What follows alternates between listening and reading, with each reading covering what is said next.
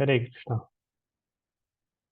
तो भगवत गीता के चार पांच श्लोक है भगवत गीता महात्म्य के सार की, वही पढ़ लेते हैं। उसके बाद आगे चलेंगे।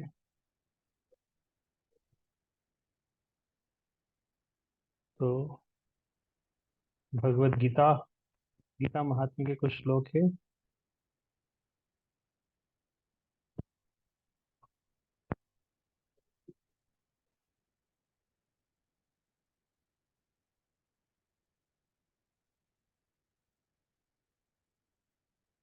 गीता महात्म्य का पहला नंबर श्लोक।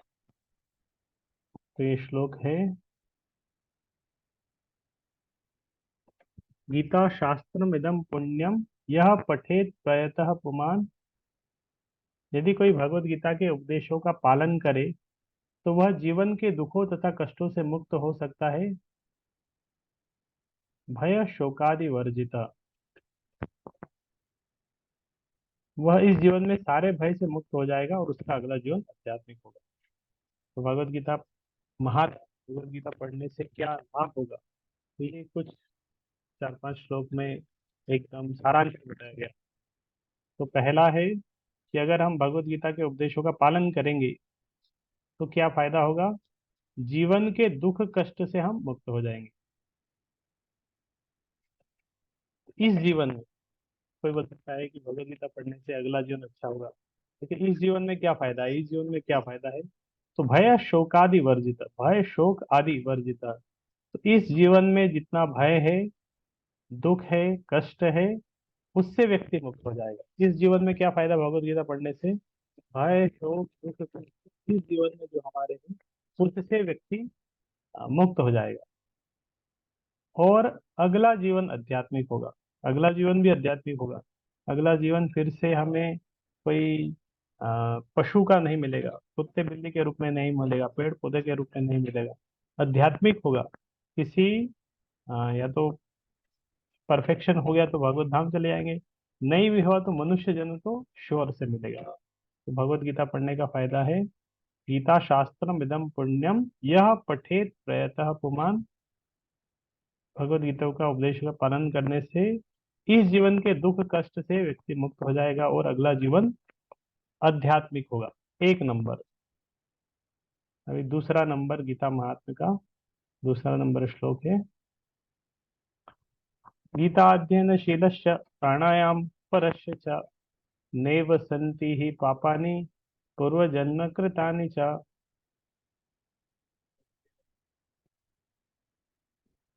तो इससे पहले वाले श्लोक में हमने क्या पढ़ा, भगवत गीता करने से क्या फायदा है। इस जन्म में दुख कष्ट जो है उससे हम बचेंगे, भय से बचेंगे, अगला जीवन आध्यात्मिक होगा। तो तीन जन्म है हमारे, एक तो प्रेजेंट, एक पिछला जन्म और एक आने वाला अगला जन्म। तो इस जन्म में दुख कष्ट से मुक्त हो गए, अगला जीवन आध्यात्मिक हुआ, तो फिर पिछला जन्म का क्या, तो वही श्लोक में बताया कि गीता अध्ययन शीलस्य प्राणायाम परस्य च नैव संति ही पापानि पूर्व जन्म कृतानि च।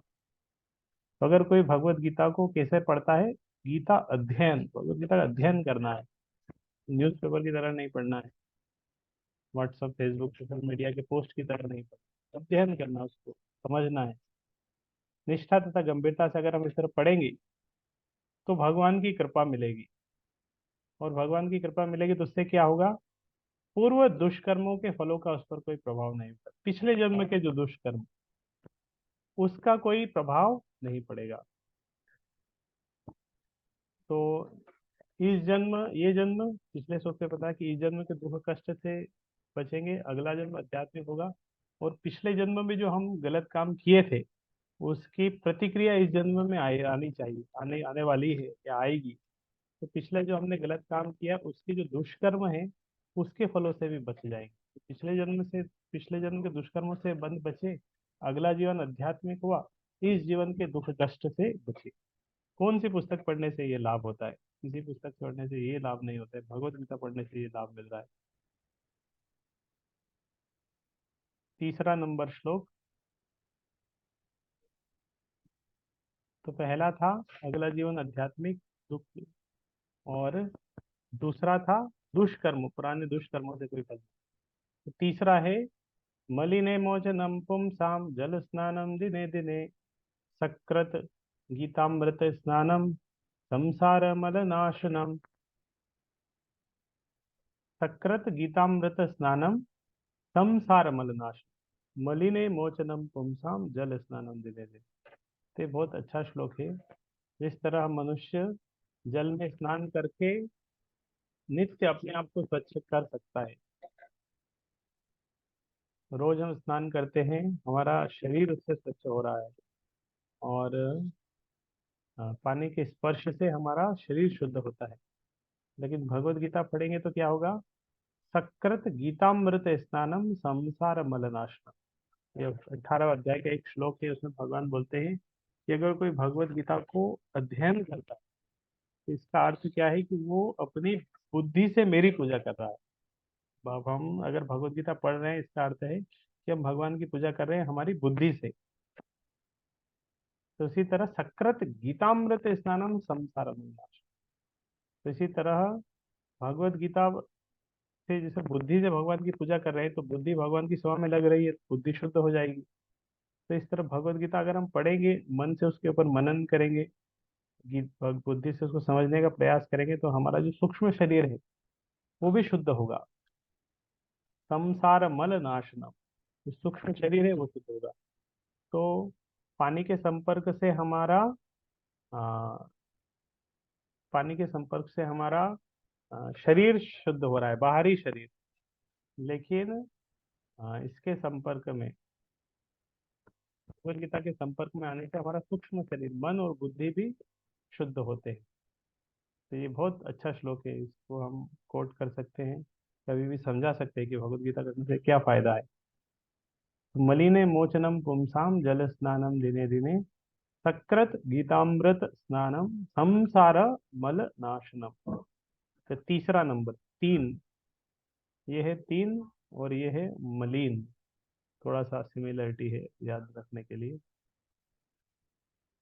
चौथा नंबर श्लोक, गीता सुगीता कर्तव्या किमन्ये शास्त्र विस्तरैः, या स्वयं पद्मनाभस्य मुख पद्माद्विनिःसृतः।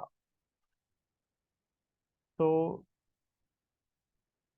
चूंकि भगवत गीता भगवान के मुख से निकली है, अतएव किसी अन्य वैदिक साहित्य को पढ़ने की आवश्यकता नहीं रहती। उसे केवल भगवत गीता का ही ध्यान पूर्वक तथा मनोयोग से श्रवण तथा पठन करना चाहिए। वर्तमान युग में लोग सांसारिक कार्यों में इतने व्यस्त हैं कि उनके लिए समस्त वैदिक साहित्य का अध्ययन कर पाना संभव नहीं है। परंतु इसकी आवश्यकता भी नहीं है, केवल एक पुस्तक भगवत गीता ही पर्याप्त है, क्योंकि यह समस्त वैदिक ग्रंथों का सार है और इसका प्रवचन भगवान ने किया है। गीता सुगीता कर्तव्य किम अन्य है शास्त्र विस्तर है। तो यहाँ से एक बोला कि यह समस्त वैदिक ग्रंथों का सार है। भगवत गीता सारे वैदिक ग्रंथों का सार है। और सार है, और किसने दिया है? भगवान ने स्वयं दिया। या स्वयं पद्मनाभस्य, भगवान के मुख से निकली है। और भगवान के मुख से निकली है तो वो कोई ऐसी वैसी चीज नहीं है, सार रूप में निकली है। तो भगवान के मुख से निकलना है, सार है भगवत गीता। गीता सुगीता कर्तव्य किम अन्य है शास्त्र विस्तर है। तो ये चार, चौथा, अ, चौथा गीता महात्म्य का श्लोक है, चार। और यहाँ पे आ रहा है सार। तो ये इससे कनेक्शन इसका हो जाता है। तो हमने पहला गीता महात्म्य का श्लोक था, उसमें था कि भगवत गीता हमें इस जन्म के दुख कष्ट से बचाएगी और अगला जीवन आध्यात्मिक होगा। फिर दूसरा था, दो से दुष्कर्म, जो पिछले जन्म के दुष्कर्म है। पिछले जन्मों को दुष्कर्मों का प्रभाव भी नहीं पड़ता, अगर कोई अध्ययन करता है निष्ठा तथा गंभीरता से, तो पिछले जन्म के दुष्कर्मों से भी वो बच जाता है। ये दूसरे गीता महात्म्य हमने पढ़ा। तीसरा था तीन से मलिन। तो मलिने मोचनम पुंसाम जल स्नान मिले। तो इस तरह भगवत जल के स्पर्श से हमारा शरीर शुद्ध होता है। भगवत गीता अगर हम पढ़ेंगे तो उसके स्पर्श से हमारा मन बुद्धि सूक्ष्म शरीर पूरा शुद्ध हो जाएगा। और ये चौथा गीता महात्म्य, भगवत गीता सारे समस्त वैदिक ग्रंथों का सार है। और इसका प्रवचन भगवान ने स्वयं दिया है। तो इसीलिए बाकी वैदिक साहित्य अगर हम इतना नहीं पढ़ पाएंगे, सारे वेद है, संहिता, बहुत कुछ है, नहीं पढ़ पा रहे हैं, ठीक है, केवल भगवत गीता को अगर अच्छे से पढ़ेंगे तो परफेक्शन हो जाएगा। फिर 5 नंबर श्लोक। भारतामृत सर्वस्वम विष्णु वक्त्राद्विनिःसृतम गीता गंगोदकम पीत्वा पुनर्जन्म न विद्यते।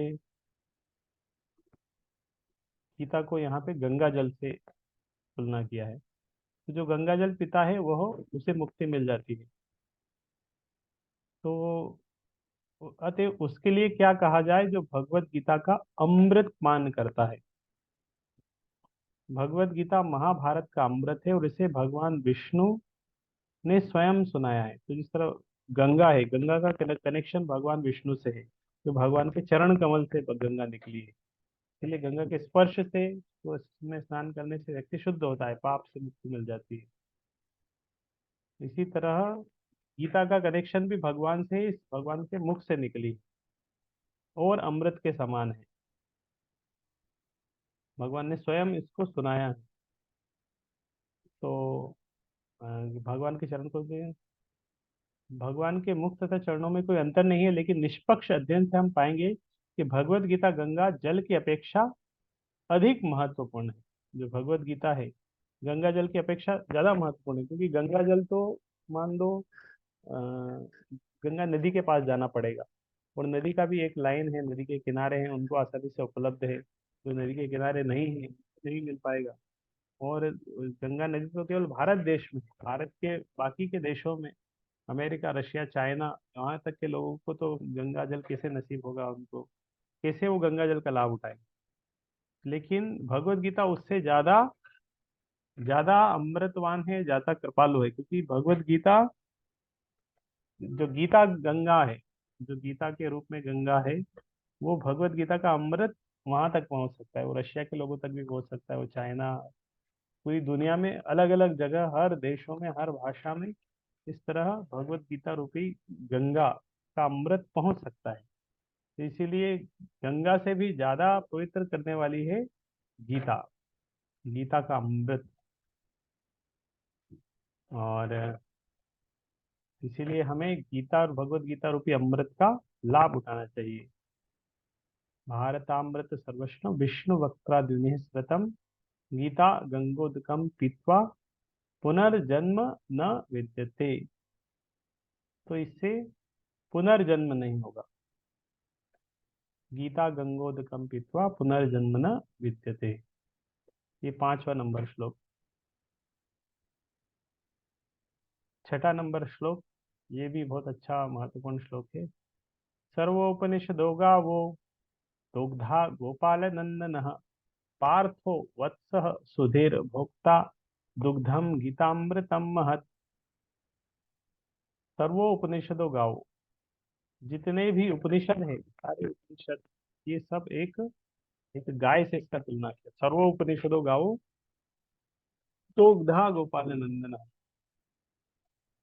सारे उपनिषद, जो भगवत गीता जितने भी उपनिषद है, वो गाय के समान है, सारे उपनिषदों का ज्ञान। लेकिन गाय का जो एसेंस है, वो दूध के रूप में हमें उपलब्ध मिल होता है। तो इसी तरह सारे उपनिषद रूपी गाय का जो निचोड़ है, वो भगवत गीता है। इस तरह गाय का निचोड़ दूध है, सारे उपनिषदों का निचोड़ है भगवत गीता। तो गाय का जो दूध है हमें किसके माध्यम से मिलता है, किसी ग्वाले के माध्यम से। और क्या चाहिए होता है, एक बछड़ा चाहिए होता है, बछड़े के माध्यम से गाय दूध देती है। तो बछड़ा चाहिए, और ग्वाल चाहिए, गाय चाहिए, तब दूध मिलेगा। इसी तरह सारे उपनिषदों का सार है भगवत गीता। और भगवत गीता रूपी गाय का को प्राप्त करने के लिए भी एक ग्वाल चाहिए। तो ग्वाल कौन है, स्वयं भगवान कृष्ण है, जो उस उपनिषदों से वो निचोड़ हमें दिए हैं। तो वो कृष्ण है, वो गोपाल है, इसलिए उनका नाम है गोपाल। और जिस तरह गाय के साथ बछड़ा चाहिए, तो बछड़ा कौन है यहाँ पे, अर्जुन है। पार्थो वत्सः सुधीर भक्ता, बछड़ा है अर्जुन। और फिर जो एसेंस जो मिल रहा है, गाय का जो एसेंस मिल रहा है, दूध, तो सारे उपनिषद रूपी गाय का जो निचोड़ कृष्ण रूपी ग्वाल ने हमें अर्जुन रूपी बछड़े के माध्यम से जो दिया, वो दूध क्या है? वो है गीतामृत, भगवत गीता रूपी अमृत। तो इसके अंदर ये अमृत है, सारे शास्त्रों का सब कुछ एक अमृत के समान है। यह गीतोपनिषद भगवत गीता तो समस्त उपनिषदों का सार है, गाय के तुल्य है। ग्वाल बाल के रूप में विख्यात भगवान कृष्ण इस गाय को दूह रहे हैं। अर्जुन बछड़े के समान है और सारे विद्वान तथा शुद्ध भक्त भगवत गीता के अमृतमय दूध का पालन करने वाले हैं। और आखिरी श्लोक, एकम शास्त्रम देव की पुत्र गीतम, एकम देवो देव की पुत्र एव, एको मंत्रस्तस्य नामानि यानि, कर्मापि एकम तस्य देवस्य सेवा, एकम शास्त्रम देव की पुत्र गीतम। तो आज के युग में सब लोग एक एक चीज चाहते हैं कि एक ही माध्यम से सब कुछ हो जाए। तो इसी तरह एक शास्त्र हो, ज्यादा शास्त्र नहीं पढ़ पाएंगे, ठीक है, एक ही शास्त्र पढ़ो। तो वो शास्त्र कौन सा होगा? देवकी पुत्र गीतम, देवकी पुत्र कृष्ण के द्वारा गाया हुआ गीत, श्रीमद् भगवद गीता, भगवान के द्वारा गीत देवकी पुत्र गीतम, वो है भगवद गीता। फिर इतने सारे भगवान किन किन को पूजा करें, तो एको देव, एक भगवान की पूजा करेंगे, देव की पुत्र है वो देव की पुत्र कृष्ण। फिर अलग अलग बहुत सारे मंत्र हैं, क्या क्या मंत्र करें, तो एक ही मंत्र होगा, वो क्या है? तस्य नामानि यानी, वो उनका नाम, किसका नाम? देव की पुत्र, तो कृष्ण का नाम। तो जो हमारा हरे कृष्ण मंत्र है, वही इसके अंदर आ जाता है कि वो हरे कृष्ण मंत्र में कुछ नहीं है, वो कृष्ण राम हरे भगवान उनकी शक्ति का नाम है बस। तो एको मंत्रस्तस्य नामानि यानी, फिर करें क्या? कुछ काम भी होना चाहिए। एक ही काम है, कर्माप्य एकम तस्य देवस्य सेवा, एक ही काम होना चाहिए। वो काम क्या है? तस्य, उनके, वो देव जो कृष्ण है उनकी सेवा। तो भगवान की सेवा करना ही एक काम है, जो कुछ काम है वो उसी को केंद्र में है। या जो काम हम अभी कर रहे हैं उसका उद्देश्य कृष्ण की सेवा, भगवान की सेवा करना उसका उद्देश्य होना चाहिए। तो ये गीता महात्म्य के 7 नंबर श्लोक है।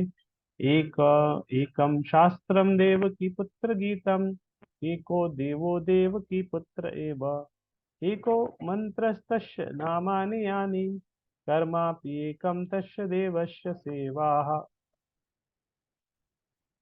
तो ये भगवत गीता के 7 श्लोक हमने पढ़े। पहला गीता महात्म्य का श्लोक पढ़ा था, उसमें बताया था कि पहला क्या है, टाइप करके बता सकते हैं, थोड़ा सा हिंट में पता चल जाएगा आपको कितना याद रहा। जो पहला गीता महात्म्य का जो श्लोक हमने पढ़ा था, उसमें क्या अर्थ है, क्या होगा पहले में?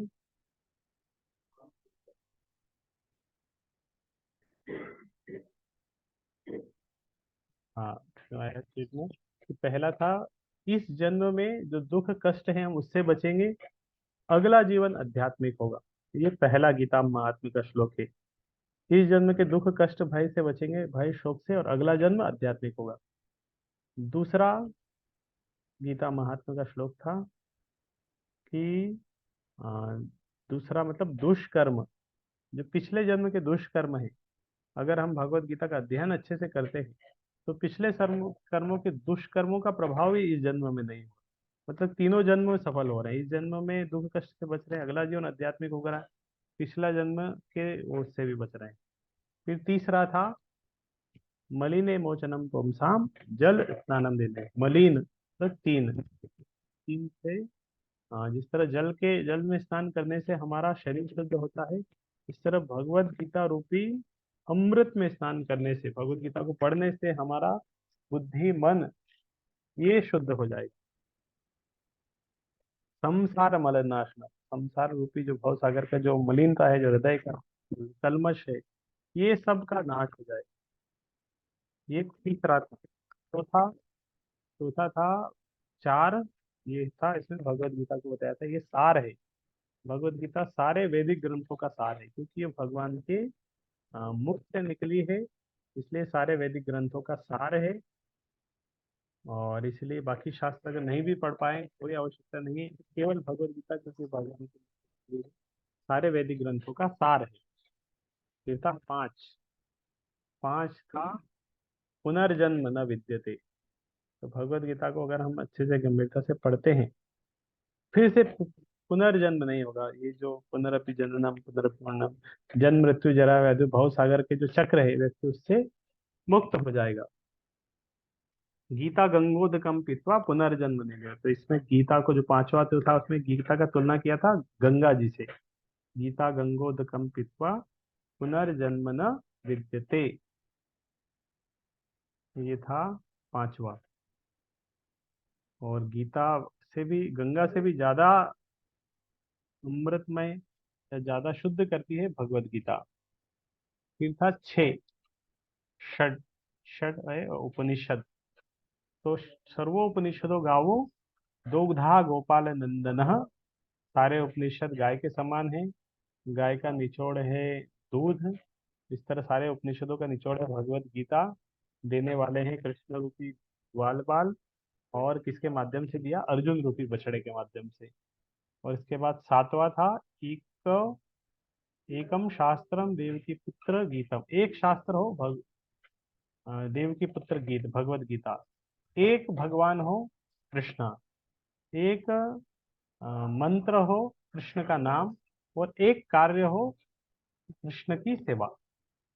तो ये गीता महात्म्य के कुछ श्लोक है जो आज हमने पढ़े। ये श्लोक पढ़ने से भगवत गीता का महत्व हमें समझ में आएगा और हम दूसरों को समझा भी सकते हैं। हरे कृष्णा कृष्ण कृष्ण हरे हरे, हरे राम राम राम हरे हरे। कृष्ण। भगवत गीता की जय। हमारे पूरे 24 घंटे में 1440 मिनट है। तो 1440 मिनट से अगर हम रोज केवल 10 मिनट भगवत गीता के लिए निकालेंगे, भगवत गीता पढ़ने के लिए 10 मिनट रोज निकालेंगे, तो 10 मिनट रोज पढ़ने से ही हमारी पूरी भगवत गीता हो जाएगी 6 महीने में। 6-7 महीने में पूरा भगवत गीता कंप्लीट हो जाएगी। क्योंकि रोज आ, 10 मिनट में 3-4 श्लोक हो जाएंगे, यस, आराम से। 3-4 श्लोक, 5 श्लोक भी पढ़ेंगे तो आप देखेंगे 5-7 दिन में आपका एक चैप्टर हो जाता है। इस तरह 6-7 दिन में, 8 दिन में एक चैप्टर हो जाएगा। 6 महीने में, 8 महीने में एक बार भगवत गीता पढ़ लेंगे। थोड़ा थोड़ा कंटिन्यूस अगर कंसिस्टेंसी के साथ अगर रोज पढ़ेंगे तो इस तरह साल में 2 बार भगवत गीता हो जाएगी। 5 मिनट भी अगर पढ़ेंगे तो साल में एक बार गीता पढ़ लेंगे, रोज हर साल। और इस तरह जीवन भर, मतलब 50 साल जिए तो 50 बार गीता हो जाएगी, केवल 5-7 मिनट रोज पढ़ने से। 15-20 मिनट पढ़ लिया तो 2 बार हो जाएगी साल में। तो दिन पूरे जीवन में 100 बार हो जाएगी 50 साल में। लेकिन उसका वो क्या है, कंसिस्टेंसी, की रोज करना पड़ेगा। हम करते हैं कभी कभी, एक दिन में 1 घंटा पढ़ लेते हैं, फिर 10-15 दिन बिल्कुल नहीं पढ़ते हैं। लेकिन प्रयास करना चाहिए कंसिस्टेंसी के लिए, रोज 10 मिनट भगवत गीता मिनिमम पढ़े। और 5 मिनट जो 10 मिनट में हमने पढ़ा है उसको किसी के साथ शेयर भी करें। ऐसा नहीं कि पढ़ लिया, तो जो पढ़ा उसको ऊपर थोड़ा सा मनन करना, जो समझ में आया उसको किसी के साथ शेयर करना चाहिए। किसी को बताना भी चाहिए कि ये भगवत गीता से आज मैंने ये पढ़ा, किसी को बता दो 5 मिनट। तो इसमें पढ़ना होगा, 10 मिनट पढ़ना है, 5 मिनट किसी को बताना मिनिमम। मैक्सिमम तो बहुत कुछ कर सकते हैं। तो इस तरह रोज 15 मिनट का हम भगवत गीता का पढ़ना भी हो जाएगा, और प्रचार भी हो जाएगा, अध्ययन भी होगा, और प्रीचिंग भी होगा। और जो पढ़ा उसको किसी को बताना है, समझाना है। ठीक है, तो इस तरह रोज करेंगे तो बहुत अच्छा होगा। हरे